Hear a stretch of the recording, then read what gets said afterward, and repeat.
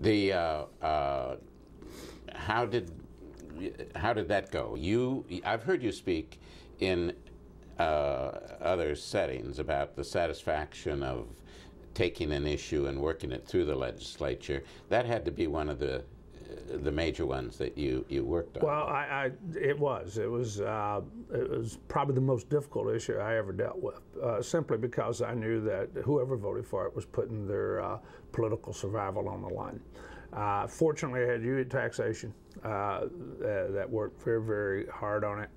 In fact, the whole committee did. And I wasn't so much involved in structuring the tax proposals, I was passing it. And because you guys did such a great job in the way you dealt with it, to me, was the only way it was going to ever get done.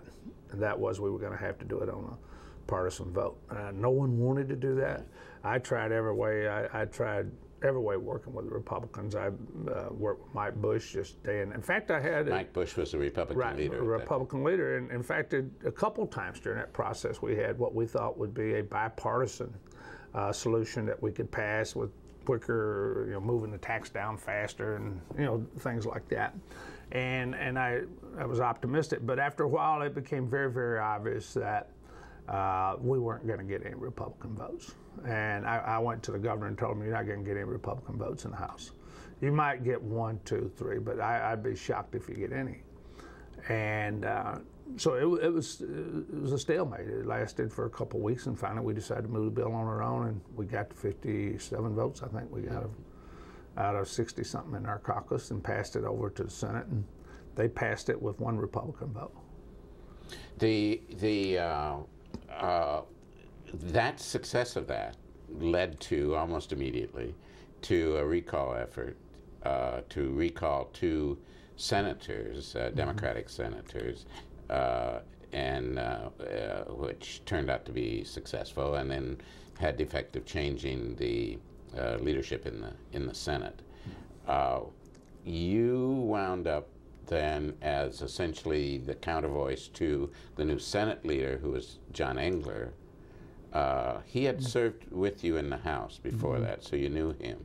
What was your relationship generally? I mean, did you know him? Had you worked together on issues John, in the House? when he was in the House, was not, in the leadership or just a House member. And I'm not saying that in a derogatory sense, but in a minority party in the House, if you're not a leader, I just didn't. He wasn't on appropriation, so I really hadn't dealt with him very much at that time. I first started dealing with John when he became the leader in the Senate. How do you characterize that relationship? It was back and forth. I actually got along with John fairly well, but a lot better than what was the public perception of how I got along with him. John had a problem. He had a very difficult caucus. And most of the times that John Engler and I had problems was when we make agreements and he couldn't sell it to his caucus. He would come back after we reached agreement and be unable to get the votes in his caucus to get what we'd agreed to. And that was probably, I would say, about the only major problems we ever had. I never accused John of lying or going down on his word, only in the sense he just couldn't keep it. In many instances, his caucus would, and I can't remember a situation where our caucus didn't go along with something we agreed to as leadership. So that was a contentious part between the two of us. What was the House? What were the partisan feelings there? I mean, the majority clearly was a Democratic majority. What was your working relationship with people like Mike Bush and? I think Mike and I had a great working relationship, and Hilligans later on. I never. Paul Hilligans, who became the minority leader and then became Speaker. Yeah, and I thought I felt, first of all, we were honest, transparent about House operations. There were no secrets. I turned the budget over to them, showed them how it worked. They saw the numbers. So I think the transparency of the whole process helped me in working with the Republicans. Obviously, they were partisan on issues. That was to be expected. But as Speaker, you got the responsibility of the day-to-day operations of the House. And it's so much easier when everyone there knows what's going on. Now, it wasn't transparent to every single member. That would be an absolute disaster. But it was transparent to the leadership of the Republicans and leadership of the Democrats in the sense that there was no hidden bodies. People were working there and getting paid. And then I actually proposed, it became quite controversial, giving for the first time the Republicans aids, and put it in the budget, and few Republicans didn't vote for it, and I refused to give them aids. Oh, okay. You proposed that minority party legislators would have aides. Have a staff person. And when that came to a vote, those who didn't vote for it, you said, the okay. Now Caucus, I think they called him, which was, who was it? Wahlberg, O'Connor, and Nye, wasn't it? Yeah, Nye. They called them the Now Caucus. Nye, O'Connor, and Wahlberg. Okay. So I said, fine, if they don't vote for it, they don't get them. And we had those type of instances, and that's what the papers always wrote about, how authoritarian and how abrasive I was as a speaker. So did that, I mean, you were saying there are consequences of your votes. Did that make it easier next time, or? I think that was the end of the issue, because most of the Republicans in the House were extremely happy to have a staff assistant, which they should have had, and that was not a controversial thing, only since publicly it was. Right. They kept raising about all the expenditures, but all the money was going to them. So, what was the makeup of a legislator? What kind of staff did he or she have? Well, it depended. The larger committees had larger staffs. I mean, the Appropriations Committee had an independent agency called a House Fiscal Agency, which I don't remember the numbers exactly, but they had a substantial number of people. Then the Taxation and Judiciary would be the next in line. They had the most staff people, and you just went down.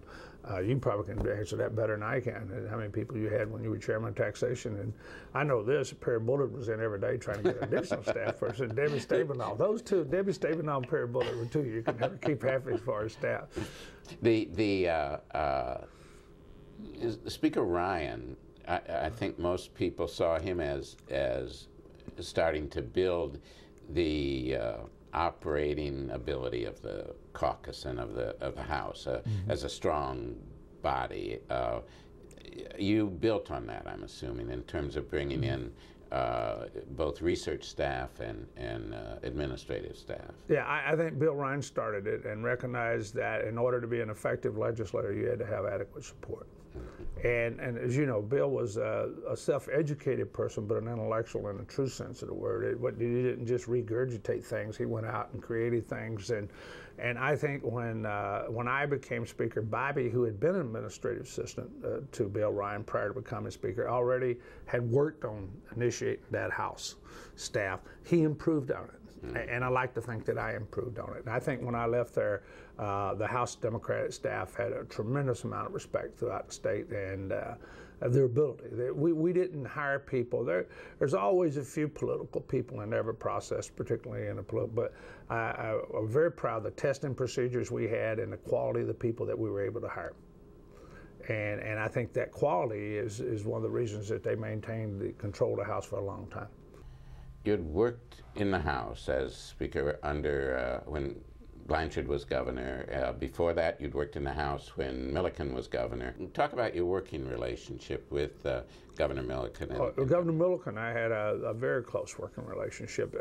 Part of Chairman Jacobetti didn't like to go to meetings. And so Dominic Jacobetti was chair of appropriations. Chair of appropriations. He had his thing. He did his thing. And he was a very good chairman. But he became chair after Copeland. And it was his preference, but I loved going into the governor's office and sitting there negotiating targets. And so I became in sort of Bobby Krim did that initially when Ryan was Speaker and Jake was chairman. But when Bobby became Speaker, I sort of picked up that role from Jacobetti. So when we would go in and set the revenue targets, or when we were in the budget battles, which we were under Milliken as well, you know, we were increasing taxes and doing all that, I represented appropriations in all those meetings. And so I got to know Governor Milliken very, very well. And I had a lot of respect for him.